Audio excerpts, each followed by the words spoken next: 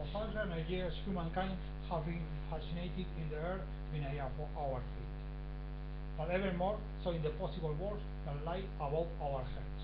The potential for intelligent life in the galaxies above us is something that has fascinated us and has entered into the scholastic and scientific realm over the last century. That's precisely what we are going to talk about today: the possibility for intelligent life contacting us on Earth within the galaxies above us. Now, to do so, we are going to look at two scientific principles that are used to by astrophysics in this field. First, we are going to look at the mathematical possibilities behind intelligent life contacting us through one equation known as Drake's equation.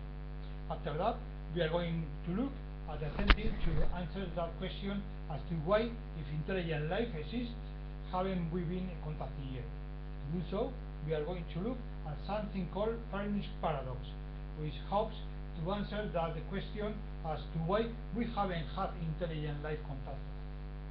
So let's begin with that first one: the potential for life on other planets, whether it is a possibility or not.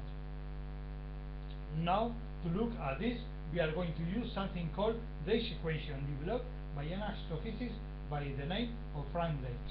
He was looking to determine how many possible planets existed in our galaxy and that could exist intelligent life. That life could survive on, and there are a number of principles behind this mathematical equation, and we are going to go through is one of those step by step. First, we need to look at the number hospitable planets within our galaxy. Now, the number is estimated to be outwards of the billions. There are millions of stars out there, even more planets that surround those stars.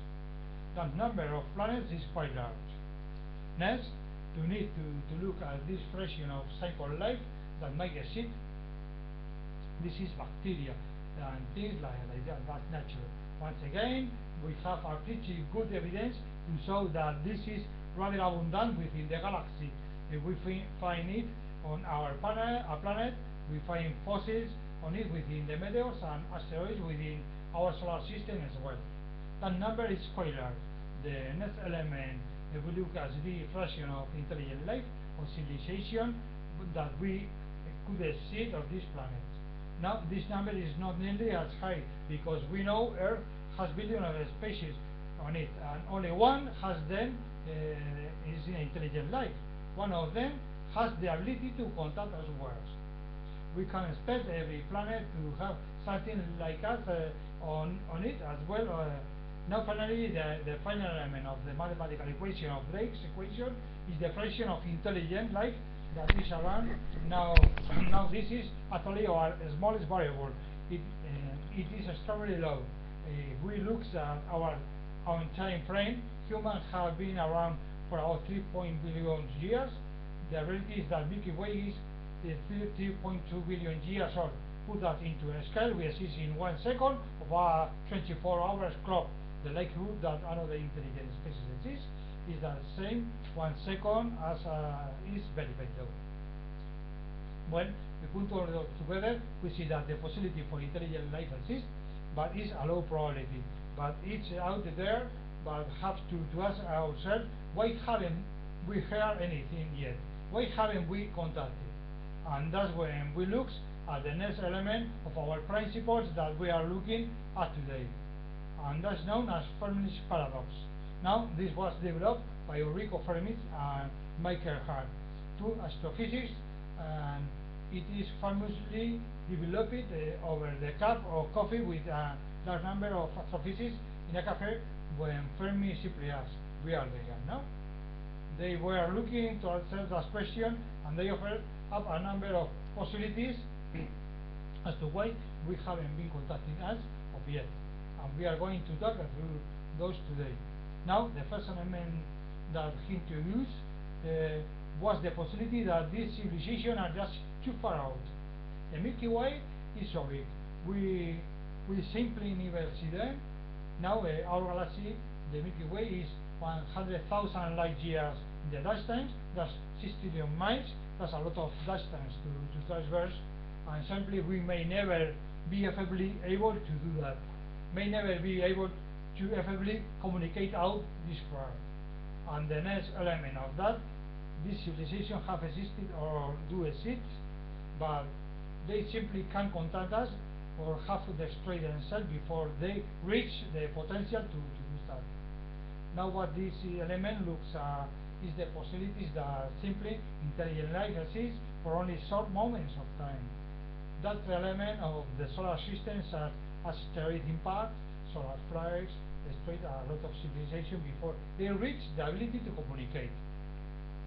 They destroy themselves through the equivalent of a nuclear war, something not unheard of even on our own planet. And the next element, Fermi's paradox, looks is the possibility these intelligent life forms do exist, but they don't want to contact us. Now this is very much like looking at the relationship between us and the ants that live around us. Ants aren't really aware that we exist above them, and we don't interact with the ants. That's the mentality of what the element of Fermi's paradox looks when looking at intelligent life in the galaxies above us. Now the final element of Fermi's paradox is the possibility that there simply are no intelligent life forms out there.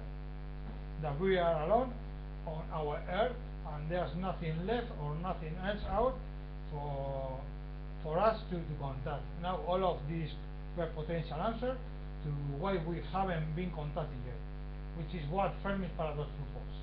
So we take a step back and look at what we have in front of us is what the possibilities of intelligent life out in the galaxy are very slim, but they are not impossibilities.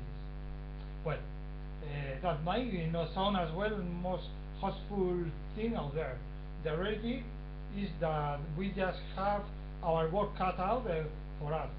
That when it comes to search and contacting intelligent life, we got a lot of to do. But we can do it, and we have that technology. Thank you for listening.